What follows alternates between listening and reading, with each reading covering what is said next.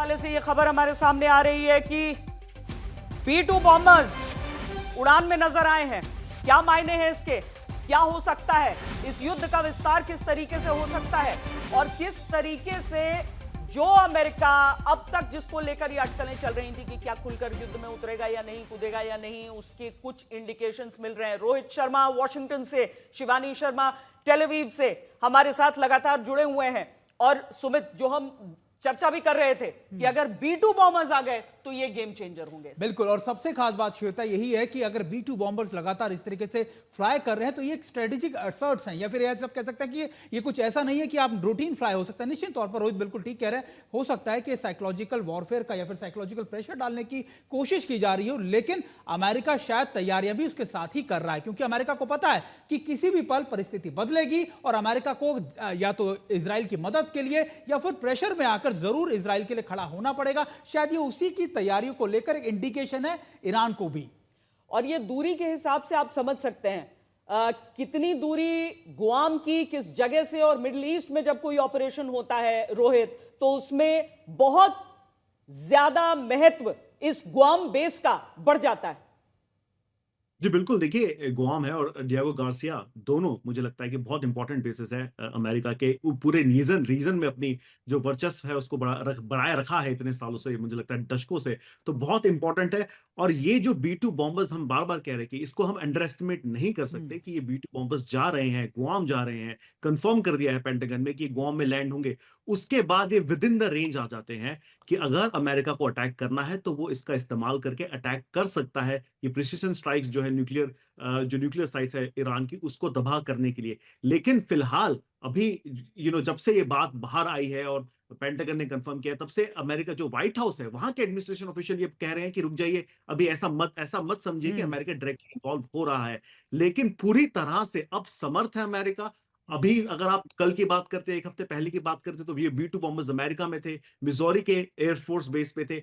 अब थोड़े घंटों बाद ये गुआम पहुंच जाएंगे और ये स्ट्राइक कर सकते हैं ईरान को। तो बहुत बड़ा डेवलपमेंट है, एक एस्केलेशन, आप इसे मान के चलिए, डेफिनेटली एस्केलेशन है। और हो सकता है शायद ईरान एक प्रिएंटिव स्ट्राइक कर B-2 बॉम्बर्स तो गुआम सके। बेस पर भी है ना? बिल्कुल बिल्कुल। और एक और चीज है श्वेता, क्योंकि खास बात यह, क्योंकि रोहित जिस तरीके से बता रहे थे, मुझे एक चीज रोहित समझनी है, क्योंकि देखिए सबसे पास जो अमेरिका के बेसिस है वो मिडिल ईस्ट में है, लेकिन हम ये भी जानते हैं कि सऊदी हो, कतर हो, बहरीन हो, लगातार इस बात को लेकर बहुत ज्यादा खिलाफ रहे हैं कि वो अपनी जमीन का, अपने बेसिस का इस्तेमाल नहीं करने देगा अमेरिका को, चाहे तो तेहरान के ऊपर स्ट्राइक्स हो या फिर आप कह सकते हैं कि दूसरी जगहों पर लेबनान में भी हो, या फिर आप कह सकते हैं हूती के खिलाफ भी। तो आपको ऐसा लगता है कि शायद यही प्रेशर था अमेरिका की तरफ से, चाहे वो जर्मन के बेस हमने देखा एक्टिवेट किए गए, उसके बाद गुआम बेस एक्टिवेट किया गया, कि अमेरिका चाहता है कि कोई ऐसे बेसिस का इस्तेमाल किया जाए जिस पर उस पर कोई प्रेशर ना पड़े किसी भी आप कह सकते हैं पार्टनर का?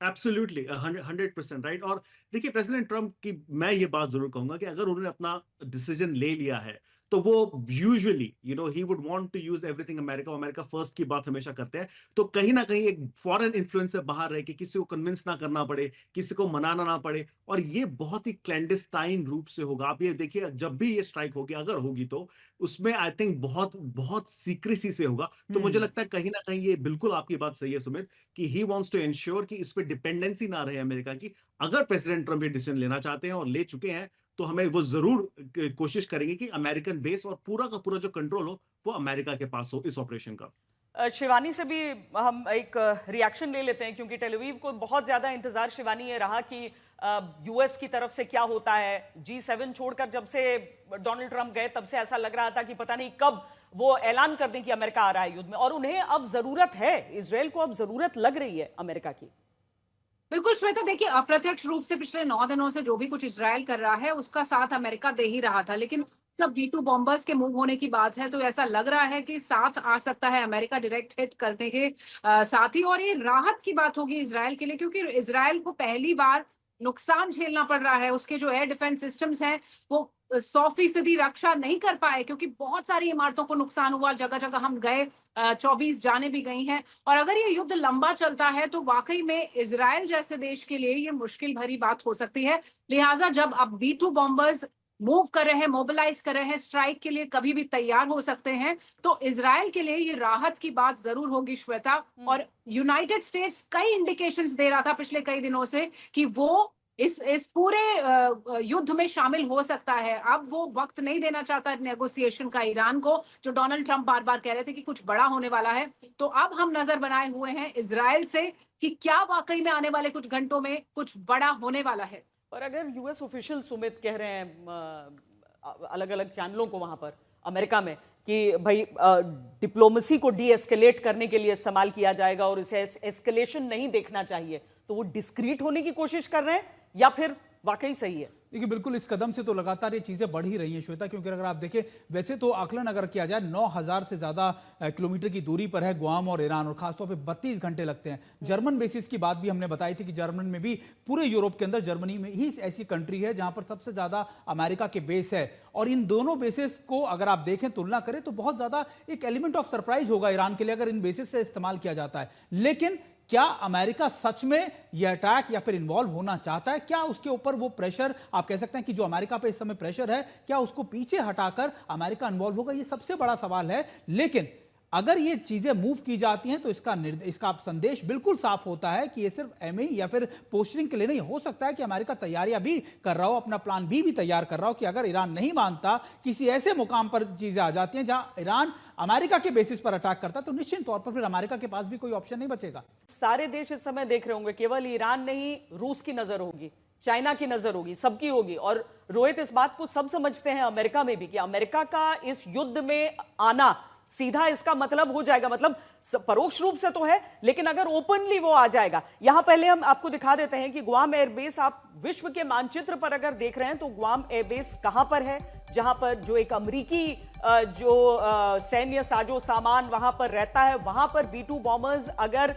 रहते हैं तो वहां से ईरान की दूरी कितनी हो जाती है? लगभग 9300 किलोमीटर। अब ये B-2 बॉम्बर्स क्यों?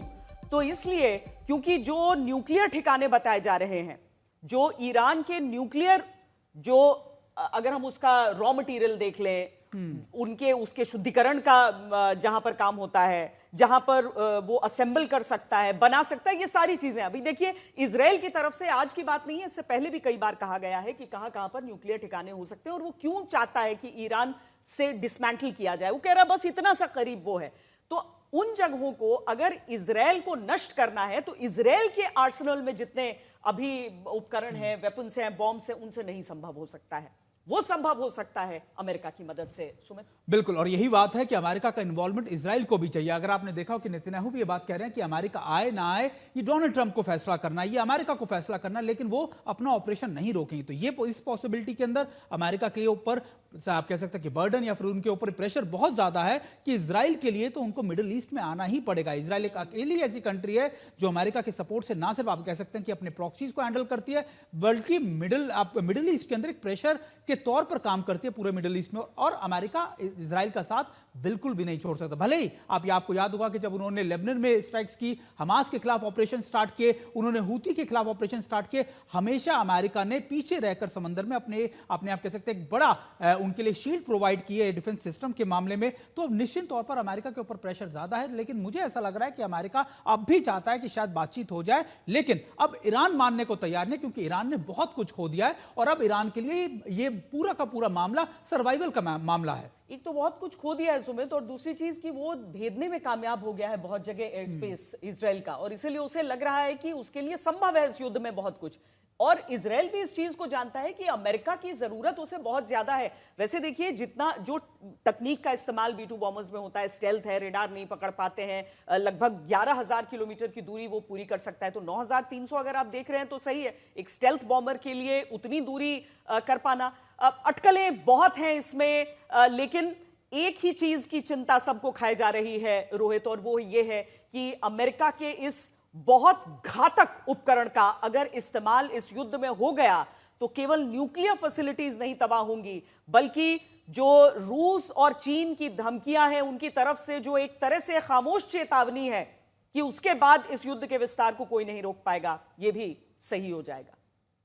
जी बिल्कुल, देखिए एस्केलेशन जो है वो पूरी तरह से होगी। पहले रीजनल वॉर में तो डेफिनेटली होगी, क्योंकि ईरान जो है फिर अमेरिका के जो बेसिस हैं मिडिल ईस्ट में उस पर जरूर हमला करेगा, और उसके बाद आई थिंक कहीं ना कहीं एक फुल स्केल वॉर की रूप भी ये ले सकता है। एंड देन जैसा कि आपने कहा कि बहुत सारी अदर पावर्स भी हैं, चीन भी है, रशिया भी है, we will have to wait and watch कि किस तरह का एस्केलेशन होगा।